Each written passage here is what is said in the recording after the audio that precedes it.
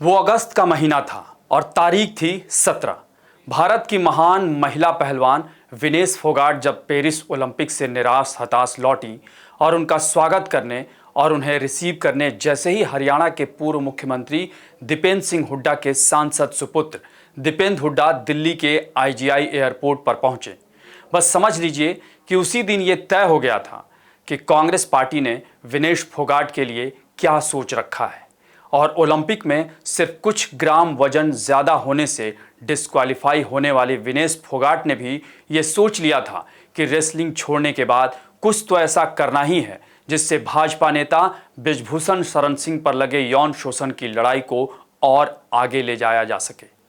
यानी ये मानकर चलिए कि आज दोनों को ही एक दूसरे की जरूरत है। तभी विनेश फोगाट के साथ बजरंग पूनिया ने दिल्ली में जैसे ही लोकसभा में नेता प्रतिपक्ष राहुल गांधी से मुलाकात की, विनेश फोगाट के कांग्रेस से चुनाव लड़ने की बात पर मानो मुहर लग गई। यही नहीं, कांग्रेस ने अपने ऑफिशियल एक्स हैंडल पर राहुल गांधी के साथ इनकी तस्वीर भी साझा की। नमस्कार, मैं अभय राय।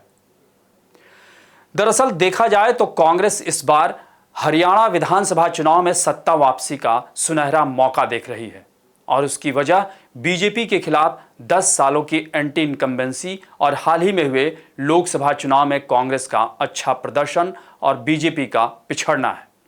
बीजेपी का फोकस गैर जाट पर पहले से ही रहा है। ऐसे में कांग्रेस के लिए जाट वोट बैंक को एकजुट करना काफी अहम है और इसके लिए वो हर उस जाट चेहरे पर नजर बनाए हुए है जिससे उसका फायदा हो सके।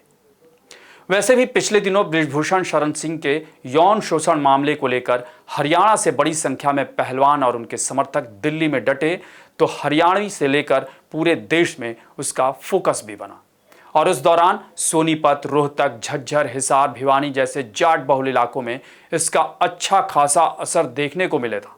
ऐसे में कांग्रेस पार्टी विनेश फोगाट को चुनावी मैदान में उतारकर जाटों का एक तरफा वोट अपने पक्ष में तो करना ही चाहती है, साथ ही पहलवान आंदोलन को बीजेपी के खिलाफ भुनाने की भी कोशिश में लगी है। आपको बता दें कि विनेश फोगाट जब पेरिस से भारत लौटी तो दिल्ली के आईजीआई एयरपोर्ट पर उन्हें रिसीव करने कांग्रेस के सांसद दीपेंद्र सिंह हुड्डा पहुंचे थे और फिर इसके बाद कई किलोमीटर तक उनका रोड शो शुरू हुआ, जिसमें बड़ी संख्या में कांग्रेस समर्थक भी नजर आए।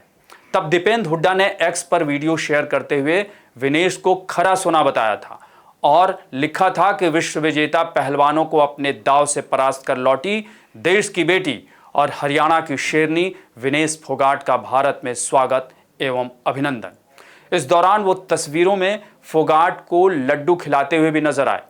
खबरों के मुताबिक विनेश फोगाट अपने ससुराल जिंद के जुलाना सीट से और बजरंग पूनिया झज्जर की बादली सीट से चुनाव लड़ सकते हैं। हालांकि कांग्रेस की अभी लिस्ट नहीं आई है, लेकिन केंद्रीय चुनाव समिति में उम्मीदवारों के नाम तय हो चुके हैं और वो जल्द ही घोषित भी हो जाएगी।